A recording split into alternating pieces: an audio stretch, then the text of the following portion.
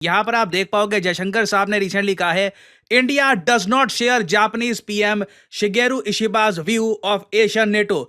कि कह दिया है कि भारत अपने देश में लोगों की ह्यूमन डिग्निटी की रक्षा करे। दोस्तों, यूएन में कुछ बड़ा अटपटा हुआ। यदि आप Japanese prime minister Kishida Fumio की बात करें, असेंबली में भारत की काइंड ऑफ निंदा की है। जो रिसेंट अभी यूएन का सेशन चल रहा था, उसी दौरान एक इंटरव्यू में इंडिया ने रिजेक्ट कर दी है जापान की कॉल। जापान चाहे एक एशियन नेटो बनाना चाहता हो, हम लोग ऐसा बिल्कुल नहीं चाहते। ये बात कैटेगोरिकली भारत के विदेश मंत्री ने यूएस जाकर कही है। निंदा भी इस प्रकार से। अब दोस्तों, भारत जापान के रिश्ते ऐसे नहीं है। भारत जापान के रिश्ते में जो भी नेगेटिव्स होता है हम क्लोज डोर में कहते हैं, पब्लिकली नहीं कहते, लेकिन इन्होंने ऐसा कहा है। अब दोस्तों, बहुत सोचा गया आखिरकार इस दुख दर्द पीड़ा के पीछे कारण क्या। Why is he dressed like this? Japan के पीएम ने ये क्या पहन रखा है? देखिए, जापान के इस वक्त जो प्राइम मिनिस्टर हैं, ये जाने जाते हैं as a huge anime fan. बहुत ही बड़े एनिमे फैन है ये। इनकी सोशल मीडिया पे पोस्ट देखोगे आप तो दुनिया भर के एनिमे देखते रहते हैं, और उसके अलावा ड्रैगन बॉल जी के सिंस बहुत बड़े फैन हैं।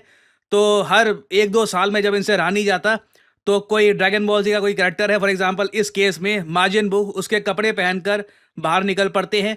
और काफ़ी फेमस आदमी है। जापान के जो प्राइम मिनिस्टर है, ये काफ़ी out of the box thinking वाले व्यक्ति हैं। तो ऑब्वियसली इनकी जो स्टेटमेंट्स हैं ये न्यूज़ बनाएगी अराउंड द वर्ल्ड। मुझे अंदर से बहुत ख़राब फीलिंग आ रही है। दुनिया भर में हम देख रहे हैं कॉन्फ्लिक्ट्स बढ़ रही है। इंडिया ने डिसाइड ये किया है, हम लोग अभी के लिए एशियन नेटो से बिल्कुल दूर रहेंगे। क्यों? इसके कई रीज़न है। देखिए, इससे रशिया नाराज़ होता है, चाइना नाराज़ होता है। We can not afford that right now. हमारे समीकरण कुछ ऐसे हैं, we just can not trust US completely. US की जो अजीब सी पॉलिसी है, ये कब क्या कर लेते हैं, इट इज़ वेरी मिस्चीवियस। तो इंडिया ऑब्वियसली यूएसए को 100% ट्रस्ट नहीं करना चाहता, बट जापान अपनी तरफ से एक बहुत ही पेशेंट कंट्री है। मैं आपको बता दूं, जापान ये जो एशियन नेटो का आइडिया है ड्रॉप नहीं करेगा। जब जयशंकर साहब की स्टेटमेंट आई, इन्होंने रिजेक्ट कर दिया एशियन नेटो का आइडिया। फिर जापान के जो विदेश मंत्री हैं, उन्होंने ये जवाब दिया। इन्होंने ये कहा, यहाँ पे आप देख पाओगे जापान के विदेश मंत्री ताकेशी, इन्होंने ये कहा है कि एशियन नेटो का आइडिया भविष्य के लिए है, फ्यूचर में बिल्कुल इसको हम पिच करेंगे। मैं सरप्राइज नहीं होऊंगा अगर जापान ह्यूमंगस अमाउंट के लोन्स ऑफर करता है इंडिया को, बहुत ज़्यादा कम इंटरेस्ट रेट पर, for just India's approval. But मुझे लगता नहीं है कि लोन से इंडिया को ये मना पाएंगे। इंडिया इकोनॉमिकली बहुत स्ट्रांग है, फॉरेक्स रिजर्व्स बहुत ज़्यादा है कि कहीं से मजबूरी में आके हम जापान के सामने हम कहेंगे ठीक है हम एशियन नेटो ज्वाइन करना चाहते हैं। India is very much independent. तो देखना होगा इवेंचुअली कि एशिया में जियो पॉलिटिक्स किस तरीके से शेप अप होती है। और एशियन नेटो बहुत खराब आइडिया है। भारत जिसके पास न्यूक्लियर वेपन्स हैं, हमें इसकी आवश्यकता नहीं, इससे दूर रहो। पाकिस्तान लाइव के मुअज़्ज़िज़ नाज़रीन, अस्सलामु अलैकुम।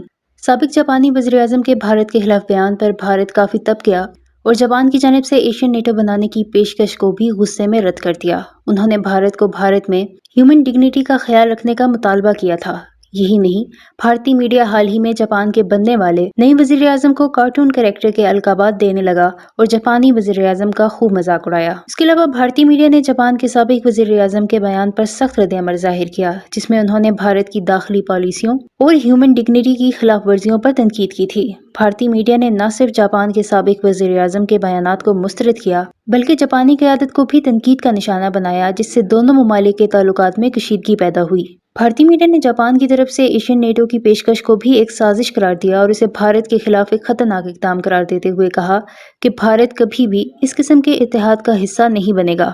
भारतीय मीडिया ने जापान के नए वज़ीर-ए-आज़म की तौहीन करने में कोई कसर न छोड़ी और उनका कार्टून कैरेक्टर के साथ मुआवजा करते हुए उनका मजाक उड़ाया। ये तनाज़ा उस वक्त मज़ीद शिद्दत इख्तियार कर गया जब जापान ने भारत को तंबीह की कि वो अपने मुल्क में इंसानी हुकूक और शख्सी आज़ादियों का एहतराम करे, जो भारतीय हुकूमत को सख्त नागवार गुजरी। भारत में जापानी मसनूआत का बाइकआउट करने की आवाज़ें भी उठने लगी और सोशल मीडिया पर जापानी क़यादत के खिलाफ मुहिम शुरू कर दी गई। ये सारी सूरत-ए-हाल दोनों एशियाई ताकतों के दरमियान ताल्लुकात को मज़ीद बिगाड़ने का बाइस बन रही हैं। और इस बात का इम्कान है कि मुस्तकबिल में इस तनाज़े को मज़ीद हवा दी जाएगी, जिससे खित्ते की सियासत पर मनफी असरात मुरतब होंगे। इस हवाले से भारतीय मीडिया पे क्या चल रहा है, इस वीडियो में देखें। वीडियो में आगे बढ़ने से पहले मेरे चैनल पाकिस्तान लाइव को सब्सक्राइब जरूर करें ताकि आने वाली वीडियो अपडेट से आगाह रहें। नाउ जयशंकर साहब ने बहुत ज़्यादा सोफिस्टिकेटेड लैंग्वेज में यहाँ पे जवाब दिया है। इन्होंने समझाया है कि जापान का देखिए सिक्योरिटी आर्किटेक्चर ही ऐसा है कि ये डिफेंस ट्रीटी कर लेते हैं, यूएसए के साथ इनकी डिफेंस ट्रीटी है, तो उसी तरीके से ये बाकी दुनिया को देखते हैं कि अगर यूएस के साथ हमारी डिफेंस ट्रीटी है तो क्यों ना एशियन नेटो बनाया जाए, जहां पे ऑस्ट्रेलिया हो, फिलीपींस हो, इंडिया को भी, ऑब्वियसली इंडिया के बिना एशियन नेटो काफी हद तक अधूरा है, वो काम ही नहीं करेगा, it will be kind of useless. तो जापान उस दृष्टिकोण से देखता है। और जयशंकर साहब ने जो यहाँ पर लैंग्वेज यूज करी है ना, जापानीज लोगों को भी सुन के ये बुरा नहीं लगेगा, वो भी कहेंगे कि ठीक है, जयशंकर साहब ने हमारे पॉइंट ऑफ व्यू की भी रिस्पेक्ट करी है। मगर यहाँ पे आपका एक सवाल ये आना चाहिए कि यूएस ऑलरेडी यूक्रेन को सपोर्ट कर रहा है, रशिया के अगेंस्ट जो ये वॉर चल रही है यूक्रेन की, यूएस ऑलरेडी उसमें उलझा हुआ है। इजराइल का इशू अपनी जगह है। क्या यूएस ये एक एशियन नेटो को संभाल पाएगा? देखो, बात यही आती है, जापान को सबसे बड़ी चिंता इसी बात की है कि यूएस अकेले इनको नहीं बचा पाएगा, कई और कंट्रीज की सहायता चाहिए होगी। यूएस इज ओवर स्ट्रेच्ड और अभी यूएस में आर्थिक संकट आना बाकी है।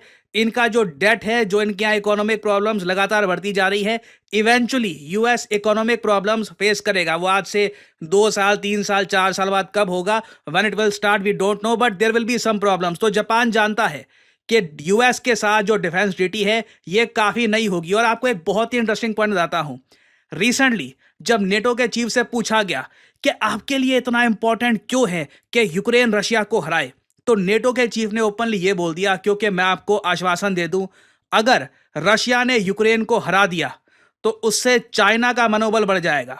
चाइना फिर ओवरऑल एशिया में खड़े होकर यह कह पाएगा कि देखिए, जिस तरीके से यूक्रेन को यूएस नहीं बचा पाया, एशिया में भी यूएस किसी को नहीं बचा पाएगा और उससे चाइना अल्ट्रा अग्रेसिव हो सकता है इन एशिया। ये अगेन इनकी थ्योरी है। ये जो छोटी सी क्लिप है, बहुत इंपॉर्टेंट क्लिप है फ्रॉम जियोपॉलिटिकल पर्सपेक्टिव, ये देखिए। So what happens in Ukraine today can happen in Taiwan tomorrow. And therefore I strongly believe that it's a good deal for the United States to support Ukraine. It's not charity, it's investment in their own security. Because it makes it less likely that Xi uses forces, for instance, against Taiwan.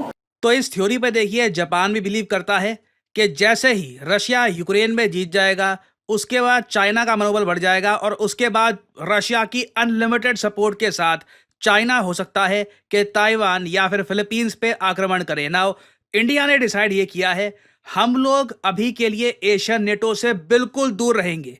क्यों? इसके कई reason है। देखिए, इससे Russia नाराज होता है, China नाराज होता है। We can not afford that right now.